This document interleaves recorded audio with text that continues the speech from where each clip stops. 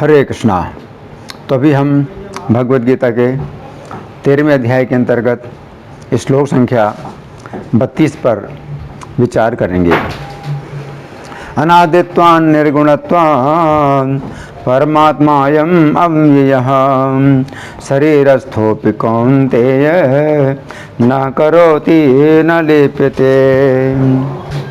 तो यहाँ पर भगवान कह रहे हैं अनादित्वात् निर्गुणत्वात्, कि जो परमात्मा है, शरीर के अंदर स्थित परमात्मा है, तो वे अनादि होने के कारण और निर्गुण होने के कारण ये अविनाशी हैं। शरीरस्थोपि कौन्ते, शरीर में स्थित होते हुए भी ना तो कुछ करते हैं और ना ही लिप्यते हैं, यानी लिपायमान होते हैं, कर्मों से लिप्त भी नहीं होते हैं। तो हम सुनेंगे प्रभुपाद तात्पर्य में क्या लिखते हैं। श्रील प्रभुपाद की जय। ऐसा प्रतीत होता है कि जीव उत्पन्न होता है क्योंकि भौतिक शरीर का जन्म होता है, लेकिन वास्तव में जीव शाश्वत है, वह उत्पन्न नहीं होता और शरीर में स्थित रहकर भी वह दिव्य तथा शाश्वत रहता है। इस प्रकार वह विनष्ट नहीं किया जा सकता। वो स्वभाव से आनंदमय है, वो किसी भौतिक कार्य में प्रवृत्त नहीं होता, अतएव भौतिक शरीरों के साथ उसका संपर्क होने से जो कार्य संपन्न होते हैं वे उससे लिप्त नहीं कर पाते। तो यहाँ प्रभुपाद का तात्पर्य समाप्त हुआ। अब हम सुनेंगे श्री भगवान ने कहा में इस श्लोक की कैसी व्याख्या हुई है। इस श्लोक संख्या 30 में श्री कृष्ण ने बताया था कि यद्यपि जीव कुछ नहीं करता है, परंतु प्रकृति के गुण उससे बलपूर्वक कर्म कराते हैं। इस प्रकार जीव को विवश होकर कर्म करना पड़ता है। फिर श्लोक संख्या 31 में श्री कृष्ण ने बताया कि शरीर में स्थित हुआ जीवात्मा शरीर के परिवर्तन के अनुसार अलग अलग भावों में लिप्त होता है। उस समय अर्जुन के मन में संदेह उत्पन्न हुआ कि यदि जीव प्रकृति के गुणों के अनुसार कर्म करने के लिए विवश होता है तो जीव के साथ क्या परमात्मा के भी ऊपर गुणों का प्रभाव पड़ता है तथा परमात्मा भी क्या कर्म करने के लिए विवश होता है। इसके अतिरिक्त यदि जीव शरीर के परिवर्तन के अनुसार विभिन्न भावों से लिप्त होता है तो क्या जीव के साथ परमात्मा भी उन भावों से लिप्त होता है। अंतर्यामी होने के कारण श्री कृष्ण अर्जुन के इन दो संदेहों को समझ गए। अतः उन्होंने इस श्लोक में कहा है कि परमात्मा में जीवात्मा की तरह ये दो बातें नहीं होती हैं। इस श्लोक में श्री कृष्ण की दो अत्यंत महत्वपूर्ण शिक्षाएं हैं जिनकी हम क्रमपूर्वक चर्चा करेंगे। अब पहली अत्यंत महत्वपूर्ण शिक्षा, इस श्लोक की प्रथम पंक्ति के शब्द हैं अनादित्वात् निर्गुणत्वात् परम आत्मा अयम अव्ययः, अर्थात यह अव्यय परमात्मा अनादि है तथा निर्गुण है। तो यहाँ पर श्री कृष्ण परमात्मा की एक ऐसी विशेषता बतला रहे हैं जो विशेषता जीवात्मा में नहीं है, तथा वह विशेषता है कि परमात्मा अव्यय है। यद्यपि श्री कृष्ण ने जीवात्मा के लिए भी गीता 2:17 में अव्यय शब्द का प्रयोग किया है, परंतु उस समय अव्यय शब्द का प्रयोग उन्होंने इस अर्थ में किया है कि जीवात्मा में समय के साथ साथ कोई कमी नहीं आती है। परंतु यहाँ पर श्री कृष्ण परमात्मा के लिए अव्यय शब्द का प्रयोग इस अर्थ में कर रहे हैं कि परमात्मा अर्थात श्री कृष्ण से असंख्य ब्रह्मांड उत्पन्न होते हैं, परंतु फिर भी उनमें कोई कमी नहीं आती है। अव्यय शब्द का निर्माण व्यय शब्द के पूर्व आ प्रत्यय लगाने से हुआ है। व्यय शब्द का अर्थ है हानि। इस प्रकार अव्यय शब्द का अर्थ हुआ ऐसी वस्तु जिसमें कोई हानि अथवा कमी नहीं आती है। चूँकि जीवात्मा के द्वारा कुछ भी उत्पन्न नहीं होता है, अतः जीवात्मा के लिए इस अर्थ में अव्यय शब्द का प्रयोग नहीं हो सकता है। ईशोपनिषद की स्तुति में कहा गया है कि श्री कृष्ण इतने अधिक पूर्ण हैं कि उनसे असंख्य सृष्टियाँ उत्पन्न होती हैं, फिर भी वे पूर्ण बने रहते हैं। उनमें कोई भी कमी नहीं आती है, इस प्रकार वे अव्यय हैं। तो यहाँ पर श्री कृष्ण परमात्मा की एक दूसरी विशेषता बतला रहे हैं, जो विशेषता जीवात्मा में नहीं है, तथा वह विशेषता है कि परमात्मा अनादि है। अनादि शब्द का निर्माण आदि शब्द के पूर्व अन प्रत्यय लगाने से हुआ है। आदि शब्द का अर्थ है प्रारंभ। इस प्रकार अनादि शब्द का अर्थ हुआ ऐसी वस्तु जिसका कोई प्रारंभ नहीं है। गीता 9:7 में श्री कृष्ण कहते हैं कि ब्रह्मा जी के जीवन के अंत में सभी जीव श्री कृष्ण की प्रकृति में प्रवेश करती हैं। यद्यपि जीव नष्ट नहीं होते हैं, परंतु फिर भी सृष्टि के प्रारंभ में सभी जीवों को भौतिक शरीर प्राप्त होते हैं तथा इस प्रकार उनके भौतिक जीवन का प्रारंभ होता है। परंतु ऐसी बात परमात्मा में अथवा श्री कृष्ण में नहीं है कि वे जीवात्माओं की तरह प्रकृति में अथवा किसी वस्तु में लीन होते हों। नहीं, इस प्रकार श्री कृष्ण सभी जीवों के तथा ब्रह्मा जी के भी आदि हैं, परंतु उनका कोई आदि नहीं है। इस प्रकार श्री कृष्ण अथवा परमात्मा अनादि हैं। तो यहाँ पर श्री कृष्ण परमात्मा के लिए अनादि शब्द का प्रयोग कर रहे हैं। ब्रह्म संहिता 5:1 में कहा गया है कि श्री कृष्ण का कोई आदि नहीं है, परंतु वे सभी जीवों के आदि हैं तथा वे सभी कारणों के कारण हैं। इसका अर्थ है कि उनका रूप ऐसा नहीं है कि कभी उनके रूप का प्रारंभ हुआ हो। उनके गुण ऐसे नहीं हैं कि उनके गुणों में से कोई भी गुण पहले नहीं था, बाद में आया। नहीं, परमात्मा के रूप में भी श्री कृष्ण जीव के साथ अपने ऐसे रूप में विराजमान हैं जो सदा के लिए रहा है तथा सदा के लिए रहेगा। श्री कृष्ण का ज्ञान भी अनादि है। ऐसा नहीं है कि श्री कृष्ण के ज्ञान में पहले कुछ कमी थी, परंतु अभी उनके ज्ञान का कुछ विकास हुआ है। नहीं, परमात्मा के रूप में श्री कृष्ण अपने ऐसे ज्ञान के साथ जीवात्मा के निकट विराजमान हैं जो अनादि है। श्री कृष्ण ही सभी कारणों के कारण हैं। जीवात्मा जिस समय श्री कृष्ण से विमुख होता है, उसी समय उसका प्रकृति में बंधन प्रारंभ होता है। इस प्रकार परमात्मा भी सभी कारणों के कारण हैं। यदि जीव अपने हृदय में स्थित परमात्मा की शरण लेता है तो जीव की मुक्ति का यही कारण बन जाता है। तो यहाँ पर श्री कृष्ण कह रहे हैं कि परमात्मा अव्यय है तथा अनादि है। तो यहाँ पर श्री कृष्ण परमात्मा की एक तीसरी विशेषता बतला रहे हैं, जो विशेषता जीवात्मा में नहीं है, तथा वो विशेषता है कि परमात्मा निर्गुण है। निर्गुण शब्द का निर्माण गुण शब्द में नहीं प्रत्यय लगाने से हुआ है। इस प्रकार निर्गुण शब्द का अर्थ हुआ ऐसी वस्तु जिसे प्रकृति के 3 गुण नहीं बांध सकते हैं। जिस प्रकार जीवात्मा प्रकृति के 3 गुणों के द्वारा बंधकर कर्म करने के लिए विवश होता है, उस प्रकार परमात्मा नहीं है। यदि गहराई से देखा जाए तो परमात्मा अर्थात श्री कृष्ण की ही माया अपने 3 गुणों से उन जीवों को बांधती है जो जीव श्री कृष्ण की शरण नहीं लेते हैं। माया यदि श्री कृष्ण की ही शक्ति है तो श्री कृष्ण का अथवा परमात्मा का अपनी ही माया से बंधना संभव नहीं है।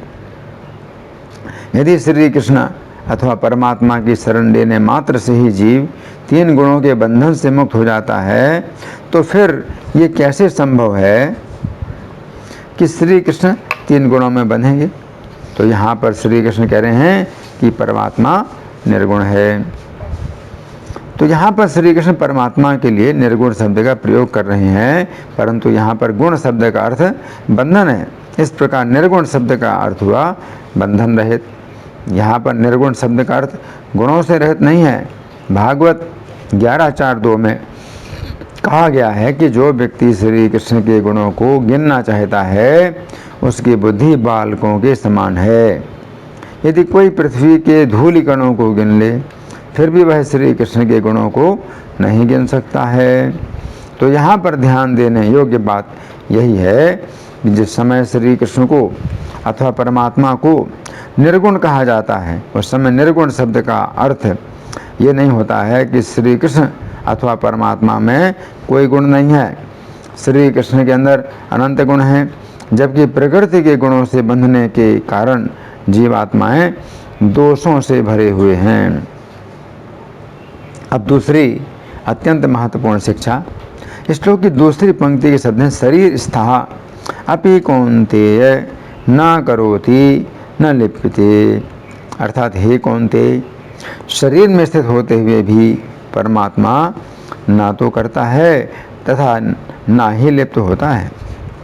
तो यहाँ पर श्री कृष्ण अर्जुन के लिए कौन्तेय शब्द का प्रयोग करके कहना चाहते हैं कि हे अर्जुन, तुम कुंती देवी के पुत्र होने के कारण कौन्तेय कहलाते हो।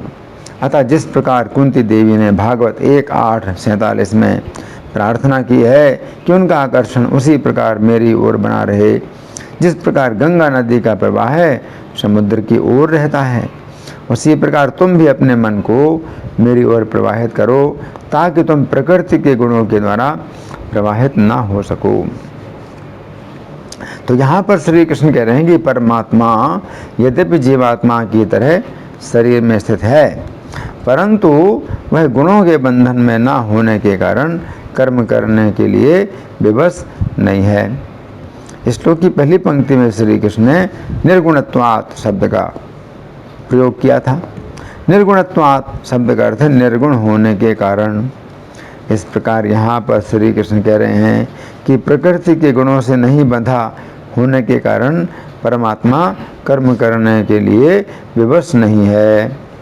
चूँकि जीवात्मा प्रकृति के गुणों से बंधा है, इसलिए उसे कठपुतली की तरह गुणों के अनुसार कर्म करने के लिए विवश होना पड़ता है।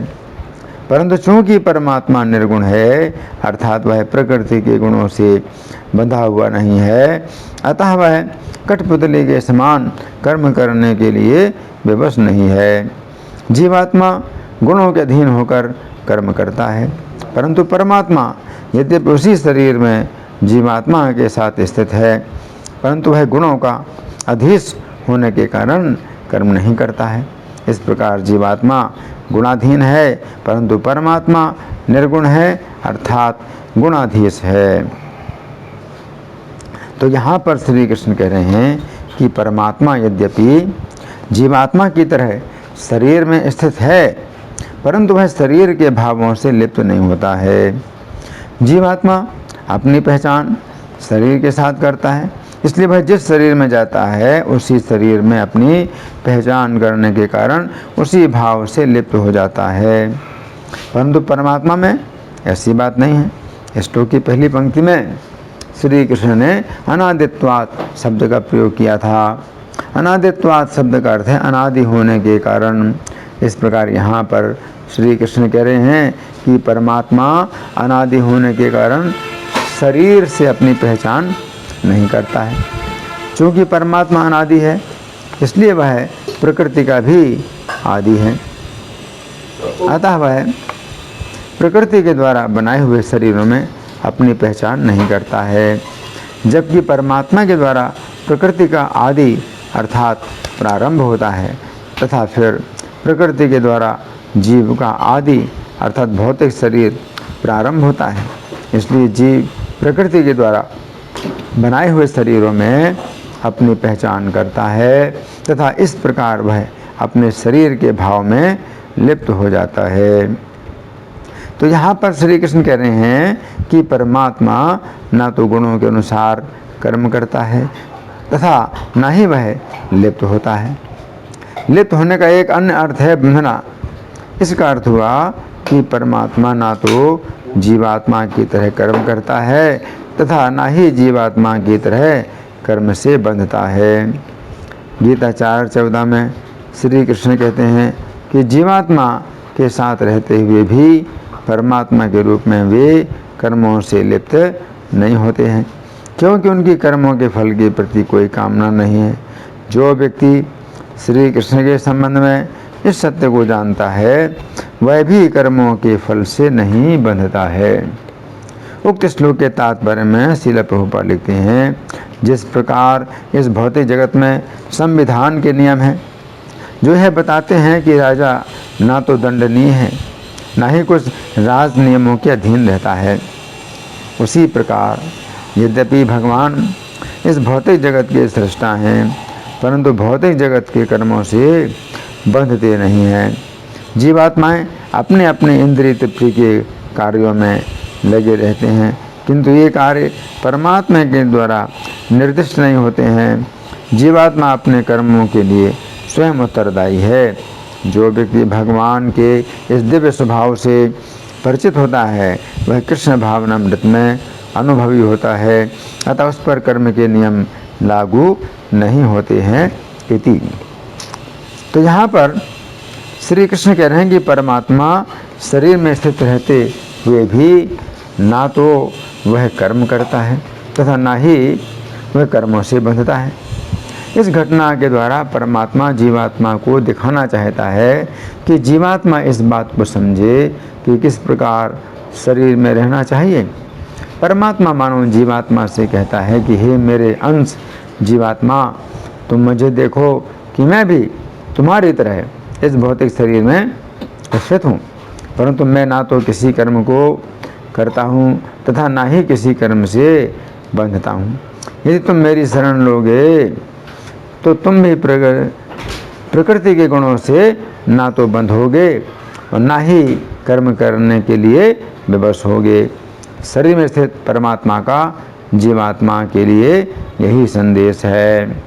इस श्लोक के बंगाली पद्यानुवाद में श्रील प्रभुपाद लिखते हैं, ब्रह्मज्ञानी जीव नित्य परम अव्यय, निर्गुण अनादि तत्व निर्लिप्त से रहे। तो यहाँ पर श्री कृष्ण अर्जुन से कह रहे हैं निर्गुण अनादि तत्व निर्लिप्त से है, क्षमा करना, निर्गुण अनादि तत्व निर्लिप्त से राय, अर्थात हे अर्जुन, परमात्मा के रूप में मैं निर्गुण तथा अनादि होने के कारण कर्मों से निर्लिप्त रहता हूँ, अतः तुम मेरी शरण लो। तो ये जो श्लोक है तो इसमें भगवान परमात्मा की विशेषता का वर्णन कर रहे हैं। तो जो परमात्मा की विशेषता है वो ये है कि शरीर अस्थो अपि, शरीर में स्थित होते हुए भी, तो जीवात्मा जिस प्रकार शरीर में स्थित है, तो इसी प्रकार से परमात्मा भी शरीर में स्थित है। अंतर केवल यही है कि जीवात्मा का जो आकार है वो बाल की नोक के 10,000वें हिस्से के बराबर है, इतना छोटा है, जबकि परमात्मा का आकार अंगूठे के पोर के बराबर है। तो बहुत अंतर है? तो शरीर में स्थित है जीवात्मा भी और परमात्मा भी, लेकिन आकार में बड़ा अंतर है। और दूसरी बात यह है, ना करोति न लिप्यते, जो परमात्मा है शरीर में स्थित जीवात्मा की तरह ना तो कर्म करते हैं और ना लिप्त होते हैं। शरीर स्थोपि कौन्ते न करोति न लिप्यते, तो वे लिप्त नहीं होते हैं, इसका मतलब है कर्म से बंधते भी नहीं। तो हृदय के अंदर स्थित जो परमात्मा है ये कर्म से नहीं बंधते हैं, ना करोति और वो करते भी नहीं हैं, है ना। तो परमात्मा तो जीवात्मा के साथ में केवल विराजमान रहते हैं। क्यों? क्योंकि वे जीवात्मा को अवसर देना चाहते हैं कि कब ये जीव मेरी तरफ मुड़े और ये विचार करे कि मैं जितना इस संसार में सुखी होने का प्रयास कर रहा हूँ उतना अधिक मैं दुखी हो रहा हूँ। तो परमात्मा शरीर स्थो अपि, शरीर में स्थित होते हुए भी ना करोति, जीवात्मा करता है, या वो करने की इच्छा करता है, या प्रकृति के गुण के वशीभूत होकर कर्म करता है, तो इस प्रकार से वो कर्म करता है। लेकिन परमात्मा निर्गुण होने के कारण प्रकृति के गुणों से बंधे नहीं हैं, तो वो जीवात्मा की तरह कर्म नहीं करते। अब वो कर्म नहीं करते जीवात्मा की तरह, कोई कहे कि फिर भी शरीर में कर्म से बंधते तो होंगे क्योंकि जीवात्मा के साथ रहते हैं, तो कहा कि ना लेप्यते, जितने भी पाप कर्म करें हैं तो वो जीवात्मा को बंधना पड़ता है, जो परमात्मा हैं वो लिप्त नहीं होते हैं। धन्यवाद। हरे कृष्णा।